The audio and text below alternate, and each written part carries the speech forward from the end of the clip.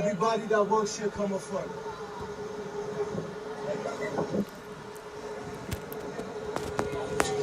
What's taking them so long? Everybody that work here, come up front. What's taking them so long? Come in.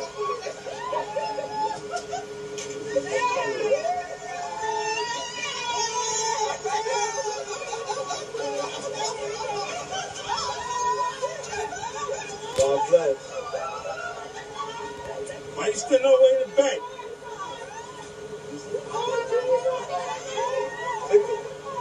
You in shop? You in shop, boy?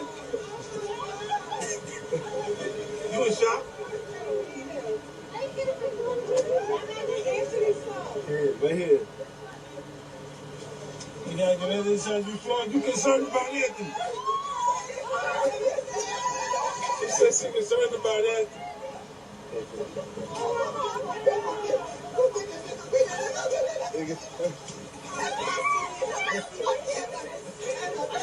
There you go, guys. There you go. God bless. They got what he doing. He didn't care over this.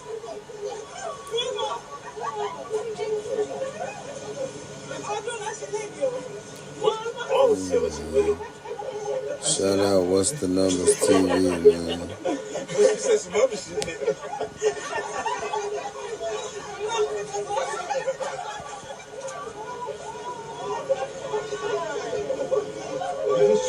We're just trying to show love to the workers, so God bless you guys. It's 444, y'all. Hello guys, this is Brad Garlinghouse. It's 444, CEO of y'all. Ripple. I told y'all about them doubles, man. Road. Make sure you subscribe to the channel if you're not subscribed already. Yeah, And like the video if you subscribe. appreciate the content that Paul Subscribe was to the his, numbers I provide. subscribe to mine too. Today we back with another profile piece. This one is on Jay Mazzini. In this video, we will talk about his early childhood growing up in New Jersey, where his hustler spirit will be instilled in him. Then, we'll speak about his early businesses, some that he started as young as 14 years old.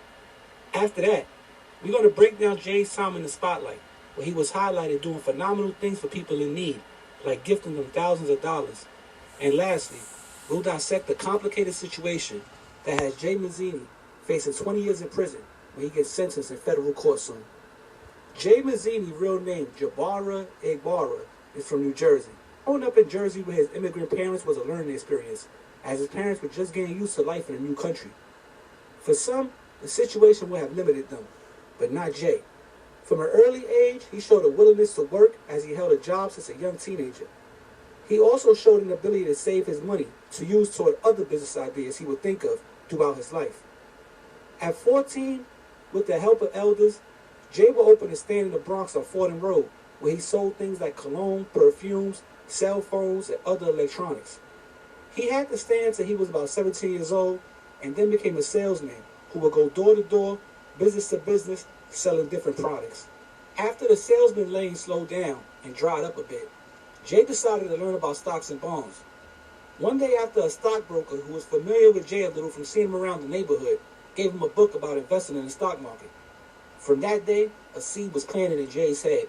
He put all his money out of the street businesses he had, like the stands in the Bronx, and decided to dive headfirst into the stock market. He invested all the money he had to his name, which was $28K at the time, on a particular stock. The stock ended up performing well for Jay, and when he sold his shares of the stock, Jay walked away with a little under $100K from that one transaction. Now with more money to play with, Jay decided to start a clothing line in 2016 named Mazzini Italy. He collaborated with the rapper Dave East to promote and market it, and in no time the orders started to come in. The duo would make good money together and were in talks to open a flagship store at a mall in Jersey. But as Dave East's stardom in the rap game grew, more lucrative opportunities started to come his way.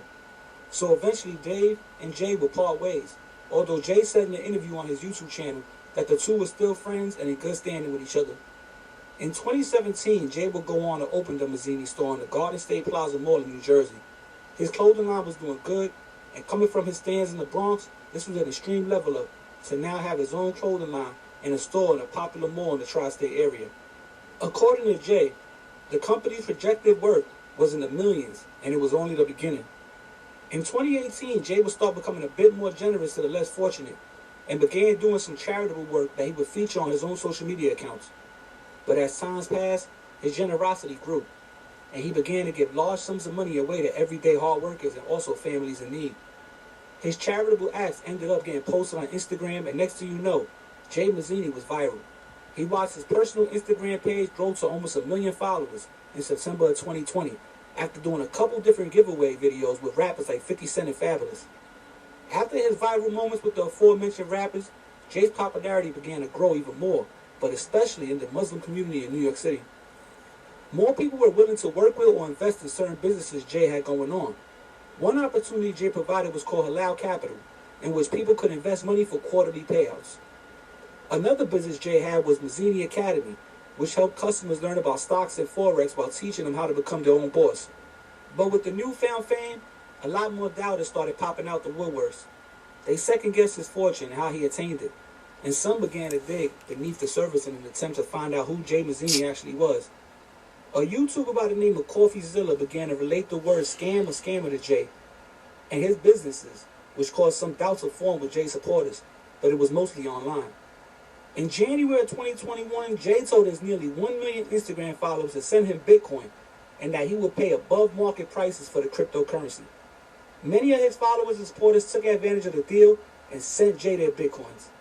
Then, out the blue, Jay Mazzini was arrested in March of 2021 and charged with kidnapping and assault.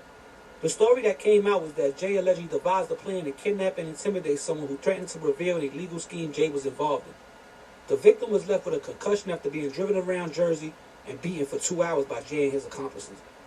About a week later, things would go from bad to worse when federal prosecutors were charged Jay Mazzini with wire fraud and money laundering in an alleged Bitcoin scheme.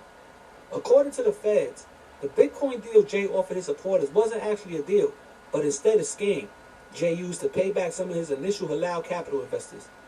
The feds caught on. So? This joint getting treacherous. He sent doctored images of wire transfer confirmations to them, claiming falsely that he had sent payments, which they never got. It was a bunch of evidence against Jay in both cases, and in March of 2022, he would plead guilty to the kidnapping in Jersey and get sentenced to 5 years in prison. Then in November of the same year, Jay Mazzini would plead guilty in Brooklyn federal court to charges of wire fraud, conspiracy to commit wire fraud, and money laundering in connection with the Bitcoin scheme. Prosecutors are asking for the judge to give Jay 8 to 10 years when sentenced, and with that, the Robin Hood escapades of Jay Mazzini have come to an end, and we will have to see what's next for Jay once released from prison in about 5 to 10 years. Will he be able to reclaim his old form, or will he just fall back and live a regular life? I don't know. I guess we just gotta wait and see. But yo, it's What's the Numbers TV. It was a quick profile piece on Jay Mazzini, real name Jabara Igbara, you know what I'm saying, out of New Jersey. Now, he had a big following in the Muslim community, you know what I'm saying, in New York City, New Jersey, around that area, and he had a lot of investors out of that community. Now, I don't know if it was from them seeing him go viral and seeing somebody that, you know, resembles what they're into as far as their belief-wise and everything that caused them to donate a lot more. But if you go check the paperwork, it's upwards to 8 to 20 million around there, some type of investment money that he has. So the dude definitely had a lot of money on top of whatever legal businesses he did end up having. I don't know how legal the business was or how profitable they was, but if you go look at the restitution, he's ordered to pay almost like 10 million, and he definitely was touching a lot of money through his scams or illegally, however it happened. But he owes a lot of bread. He copped out. He's facing 20. The feds is trying to give him 5 to 10. He already copped out to 5 in the kidnapping case. His wife got locked up. Now the dude that they kidnapped, his wife got locked up in the kidnapping situation. The dude they kidnapped ended up getting locked up after the fact for accepting a bribe or something to recant his statement. All this happened before he was able to finalize his federal case. And when he finalized his federal case, he ended up copping out again. And now he's facing 5 to 10 when he gets sentenced later on, sometime later in a couple months. So, like I said, it's a Jay Mazzini. Now, you know, you had the Robin Hood vibes. Instagram famous for it. Linked with 50 Cent, Fabulous, was giving thousands away to people, helpless workers at like drive-thrus, needy families looking for shelters, stuff like that. He was doing his thing as far as, you know, giving to the needy. Now, was he taking from the rich? I don't know. It might have been hard-working individuals that was donating. It might have not been the rich. So he might have been taking money from other hard-working individuals to give it to less fortunate. I don't know. But he ended up going to jail for it. You know what I'm saying? But he was rolled up, foreigned up. So it's not like he was just using that money. Also say he used a lot of the money for gambling. And he owed a lot of gambling debts. He paid a lot of money back. You know, a lot of investor money, he paid it out to his gambling debts. So You know what I'm saying? So he was still wasn't just into only the helping the needy. He was still doing his thing, Benzes, you know, cribs, jewelry, all types of stuff like that. And other than that, he shouldn't be that old when he gets released. You know what I'm saying? He's 27 years old right now. He's been locked up for about a year and a half. He got 5 to 10. He should be home somewhere around 7, 8 years maybe. The dude ain't going to be that old. He'll be in his young to mid-30s. He still got a life ahead of him. You got to see what he do when he get out. Will he be able to use his fame for something positive? Will he be able to use it when he go back to his old ways? Or will he just, fall back and, try to live a modest life? We got to wait to see. But like I said, it's What's Numbers TV. Follow the Instagram. Follow my partner, Batty Bills, on Instagram. Follow What's Numbers TV on Instagram. And like I said, man, it's What's Numbers TV. It's your boy, Poe, bro. We back before you know it, man. We out it. What y'all think about that, bro? Bro, I had it all figured out. Got caught up, bro. Another one of them street tales, man. Until the next one.